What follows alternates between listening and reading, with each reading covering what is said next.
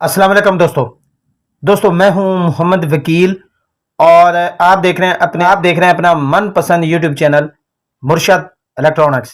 दोस्तों आज की वीडियो में एक ब्रेकिंग न्यूज़ है। दो और चैनल जो है वो पाक सेट से अपनी नशरियात को जो है वो लेफ्ट करने के बाद एक और सैटेलाइट KU बैंड सैटेलाइट पर जो है वो अपनी ट्रांसमिशन शिफ्ट करने जा रहे हैं।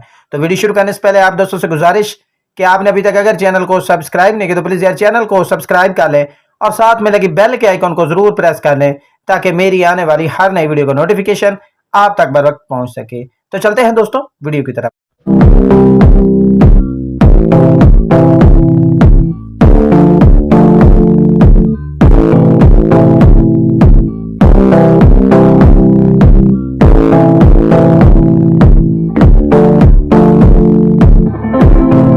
दोस्तों आज पाकसेट 38 डिग्री सी बैंड सैटेलाइट के दो चैनल्स ने अपनी ट्रांसमिशन को पाकसेट MM1 से जो है वो एक 2 फीट की सैटेलाइट पर जो है वो शिफ्ट कर दिया। वो चैनल कौन कौन से हैं, उनकी फ्रीक्वेंसी क्या है, ये सारी डिटेल आप दोस्तों के साथ शेयर करूंगा। गुजारिश होगी कि वीडियो को एंड तक देख लें ताकि आपको मुकम्मल तौर पर इसकी डिटेल जो है वो मिल सके।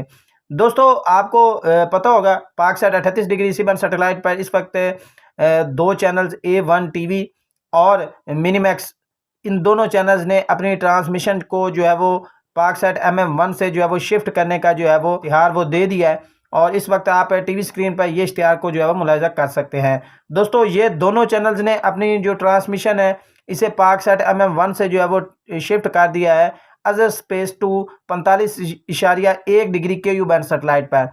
और दोस्तों को बता दूं कि इस सेटेलाइट को यानी इस फ्रिक्वेंसी को आप सिर्फ 2 फीट डिश पर जो है वो ट्रैक कर सकते हैं।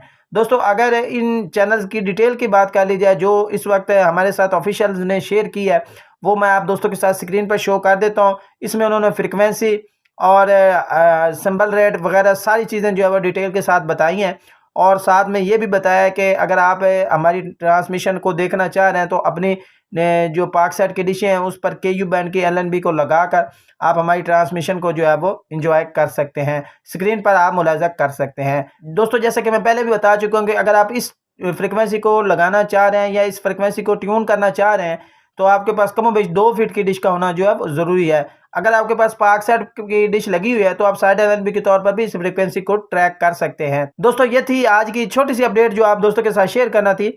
उम्मीद करता हूँ कि आपको ज़रूर पसंद आई होगी और आपने अभी तक अगर चैनल को सब्सक्राइब नहीं किया तो प्लीज़ यार चैनल को सब्सक्राइब कर लें और साथ में लगी बेल के आइकन को ज़रूर प्रेस कर लें ताकि मेरी आने वाली हर नई वीडियो को नोटिफिकेशन आप तक बर वक्त पहुँच सके। तो मिलते हैं अगली वीडियो में, तब तक के लिए अल्लाह हाफिज़।